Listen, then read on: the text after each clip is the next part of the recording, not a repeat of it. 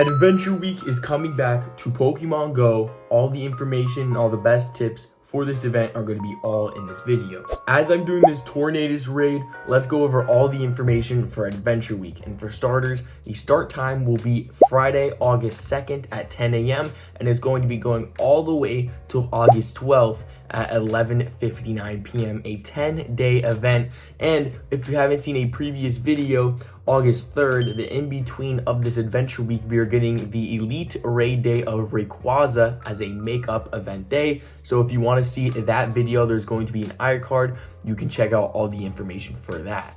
And then the event bonuses that we're going to have for Adventure Week include 2x XP when spinning Pokestops or gyms, 5x XP when spinning a Pokestop or gym for the very first time, 2x XP for hatching Pokemon, and an increased chance to encounter shiny Cranidos, Shieldon, Tortuga, Archon, Tyrant, and Amora. And I'm going to be talking about some of the best Pokemon that were just announced later in this video on why you're going to want to catch some of those specific Pokemon. In this Adventure Week, we are also going to have limited time research where some of the including rewards will be 2 incubators, 1 super incubator, and encounters with the event team Pokemon. So I'm assuming Pokemon like Tortuga and Archon. Some of the tips that I would highly recommend is having lucky eggs, star pieces, and incubators on standby for this event. I say the lucky eggs because of the amount of XP you get for spinning Pokestops, the amount you get for hatching eggs. So I would even recommend checking how much until you're going to hatch an egg. Pop a lucky egg before you hatch the egg so you can get more XP when you hatch the eggs. And if you don't know, the best eggs to hatch to get the most amount of XP is the 10 and 12 kilometer eggs. Additionally, I would highly recommend having a bunch of super incubators. They cut off the amount of time for when your egg is going to be hatching. And some of the Pokemon that I recommend to look out for: Tortuga and Archon. These 2 Pokemon are Pokemon that don't spawn very much in events at all, and we know they're going to be in research as well. If you go out and spin a Pokestop, you'll get a research for it. We don't know the specific yet on what research you're going to challenge or you're going to have to do in order to get a reward of Tortuga or Archon, but I'll keep an updated video for you. I highly recommend getting one of those 2. Both of these can be potentially shiny, and of course, if there's an increased chance to go for them, they are very rare Pokemon, as well as Cranidos. Cranidos Evolution Rampardos is one of the best rock type attackers in raids as of right now. If you know, you can use 6 Rampardos and you could solo a Moltres. Just to give you an example of how insane of a rock type Pokemon this is, highly recommend going for the 100% IV Cranidos. There's going to be research. That'd be one of the best tips I would give.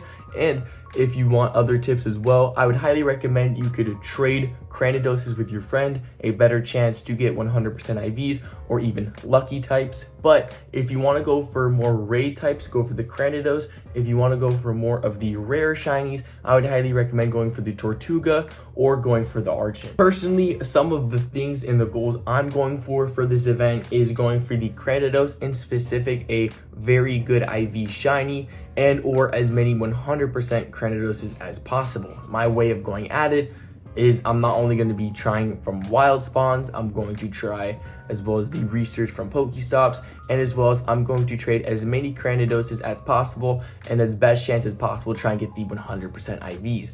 I personally do not have the best Cranidos as of right now to have 100% IV, so if I can get a bunch of them to get Rampardoses for raids, I can be very stacked.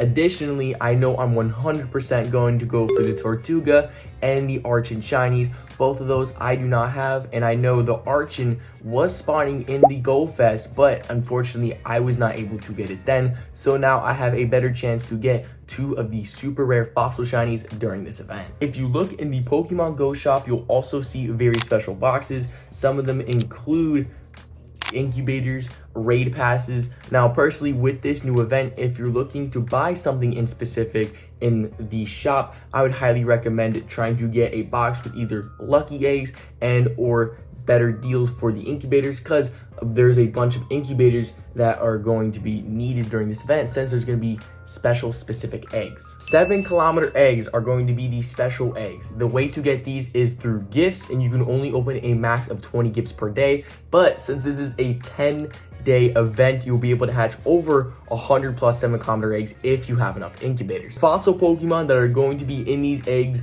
include Tortuga, Archon, 2 of the super rare shinies, as well as Cranidos, which is very good in the raids, like we said, Shieldon, and Amora. For 5-star raids, August 3rd to August 12th, we'll have Moltres, which can be shiny. Thundurus incarnated form is going to be August 12th to August 21st. And August 21st to September 3rd is going to be Xerneas. So that's going to be the 5-star raids. And the Mega raids is going to be August 3rd to August 12th is Mega Aerodactyl. Mega Kangaskhan is going to be August 12th to August 21st. And then Mega Salamence is going to be August 21st to September 3rd. Some of the best counters against Moltres is going to be Rampardos. And especially from this event, you're going to be easily able to take down Moltres if you catch a bunch of Cranidoses, evolve them into Rampardos. Moltres is going to be one of the easiest Pokemon to catch. However, Moltres is not the best in raids or anywhere else. It's just a decently cool looking shiny. The best counters for Mega Aerodactyl, since it is weak to Electric, Ice, Rock, and Steel. Primal Kyogre with a Waterfall and Origin Pulse. Second one being a Dawn Duskmane Necrozma with the Metal Claw and Sunsteel Strike. We have Shadow Metagross, which is pretty good. Meteor Mash is basically the big thing. That is a community combo move. Mega Swampert, that was just recently out, so hopefully you guys were able to get a bunch of Mega Energy for it. Water Cannon and Hydro Cannon are the best on Mega Swampert. Shadow Kyogre is insane as well. There's Shadow Empoleon with a metal type attack and a water type attack. We have Rhyperior, but mainly the Shadow one, which is the rock type attacks, as well as Mega Blastoise is super good against Mega Aerodactyl. Also coming up soon, Shadow Raid Weekend, August 10th and August 11th, and the Shadow that's going to be in the raids is Shadow Suicune. And additionally, we're going to have August 18th is going to be our classic community day. We do not know as of yet on what is going to be on the community day yet, but I'll make sure to keep you updated in a video on as soon as it comes out. So that is all the information that we know about Adventure Week, as well as a couple little events that are coming up. Hope you all enjoyed, and if you guys need any more information on more Pokemon Go events that are coming up, check one of these 2 videos. You guys can see more information. I'll see y'all there. God bless. Have a great day.